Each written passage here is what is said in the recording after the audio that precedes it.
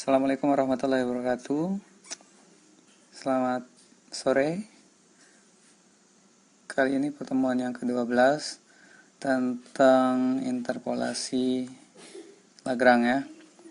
Jadi kalau kemarin kita pelajari tentang mencari solusi dari suatu persamaan, mencari solusi dari suatu sistem persamaan, maka yang berikutnya pada mata kuliah ini kita pelajari bagaimana cara untuk meramalkan ya atau mendapatkan data yang baru tanpa harus dilakukan suatu percobaan. Jadi kalau diambil definisinya, ini prinsip dasar dari interpolasi.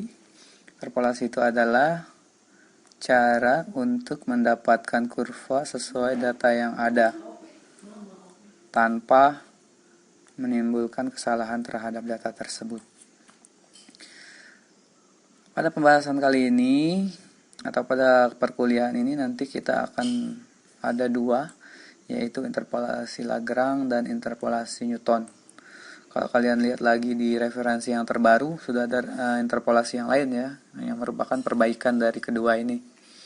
Jadi dengan kita belajar ini, mudah-mudahan nanti ditemukan peluang untuk memperbaiki cara ini untuk menjadi metode yang lebih baik. Nah, ini contohnya, contoh dari penerapan interpolasi itu sendiri secara umum. Misalnya kita adakan suatu penelitian terhadap ini ya, contohnya tanaman kentang. Kita punya data, kalau kita kasih pupuk 12 kilo, maka dihasilkan berat kentang hasil panennya sekian. 14 kilo sekian, 16 kilo sekian, 18 kilo sekian, sampai 21 dan 25.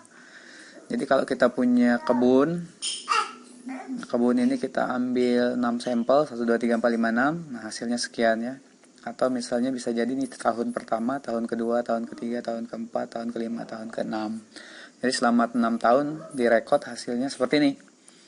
Nah, tanpa harus melakukan percobaan langsung ke lapangan, kita bisa meramalkan atau menebak data di antaranya. Jadi kita bisa nebak 18,5, 19, 20, dan 20,8. Jadi tanpa harus kita nyoba lagi membuat penelitian tahun ke-7, ke-8, ke-9, ke-10. Jadi itulah yang dinamakan dengan interpolasi penebakannya. Ini secara numerical. Jadi kalau secara statistik nanti ada yang namanya regresi juga ya, ramalan tertentu. Tapi kalau ini berdasarkan data-data yang ingin kita ambil menggunakan prinsip komputasi numerikal.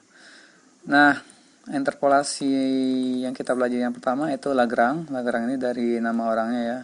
Nah, jadi metode Lagrange ini banyak. Salah satunya dia kembangkan di interpolasi Lagrange. Rumusnya seperti ini. Tidak usah ditiarna rumusnya, mungkin ini susah.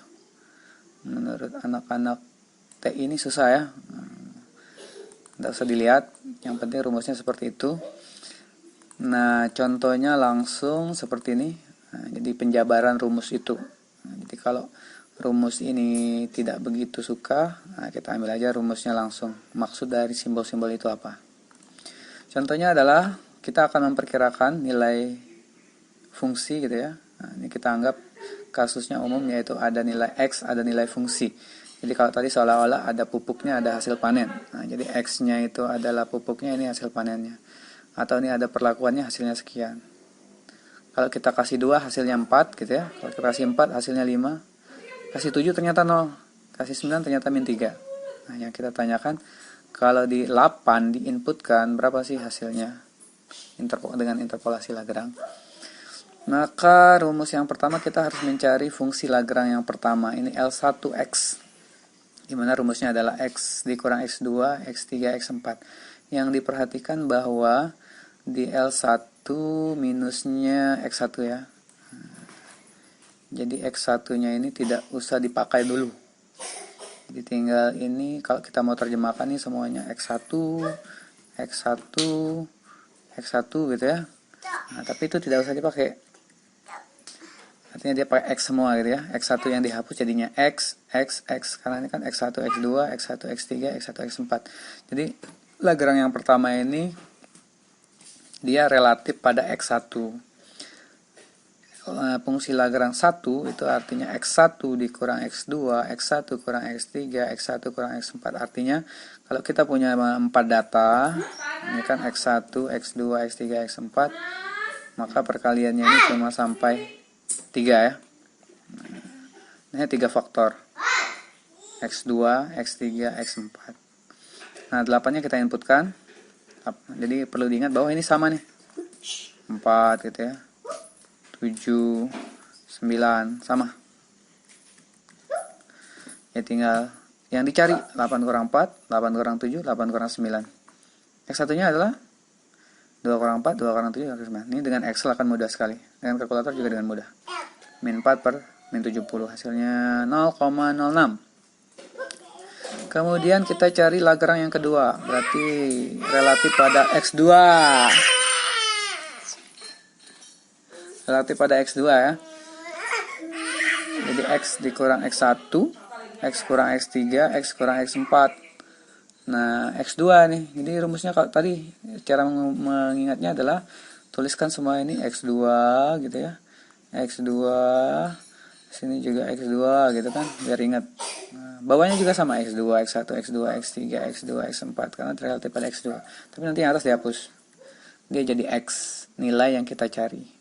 8 kurang nilai X1 nih. Jadi ini X1 maksudnya. Ini X1, ini X2, ini X3, ini X4. Jadi kita peroleh hasilnya negatif 0,2. Nanti bantulah dengan Excel atau kalkulator, lebih gampang. Kemudian Lagrange yang ketiga berarti relatif pada X3. X3 nya di bawah, X1, X2, X4. Dia hanya punya 3 faktor. Jadi kalau ada 4 data, ada 3 faktornya, 5 data, 4 faktornya, dia akan kurang 1 ya. Berikutnya L1, L2, L3, L4. Nah, jadi Lagrange-nya akan sebanyak datanya. Kalau datanya ada 4, Lagrange-nya ada 4. Nah, baru setelah itu, setelah kita dapatkan X ini masing-masing X1 ditransformasi menjadi L1 gitu kan. X2 menjadi L2, kemudian X3 menjadi L3, kemudian X4 menjadi L4. Nah, jadi X-nya ini semuanya diganti. Kalau ada yang tabel yang baru, seolah-olah di sini X-nya diganti jadi L1, X1 jadi L1, X2 jadi L2, X3 L3, X4 L4. Nah, baru rumus itu dimasukkan ke dalam ini. Jadi di-combine sama fungsinya. Jadi X1 tadi kan pasangannya 4. Nah, berarti sekarang L1 juga pasangannya 4. 4 kali L1. Kemudian 5 kali min 0,2 ya. 0 kali 0,8. Min 3 kali ini. Jadi ini tandanya sum, tambah. Ini jangan bingung, tandanya tambah ya. Hasilnya min 1,8. Jadi polinomial F ini pada titik X sama 8 diprediksi hasilnya min 1,8. Jadi kalau tadi di input 2 hasilnya 4, 4 hasilnya 5, 7 jadi 0, 9 jadinya min 3, maka kalau kita substitusikan 8 hasilnya adalah min 1,8 dengan teknik Lagrange ya. Nah, adapun kelemahan interpolasi Lagrange, nanti juga dicari lagi di Google. Ini hanya yang umum. Yang pertama adalah jumlah komputasi yang dibutuhkan untuk satu kali interpolasi besar, tergantung banyak data yang ada. Jadi kelemahannya adalah kalau nanti datanya ada 100, berarti kita harus cari Lagrange-nya sampai L100. Lumayan ya. Nah, dikerja manual lumayan, dikerjakan komputasi lumayan juga.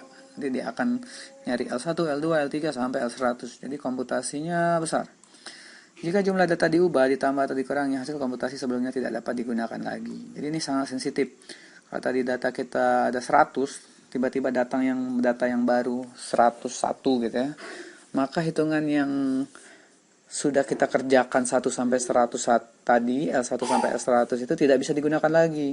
Karena datanya akan bias di tambahan L ke 101. Jadi tidak boleh datanya bertambah atau dikurangi ya. Nah, ini 2 kelemahannya, sehingga nanti akan diperbaiki oleh interpolasi Newton ya.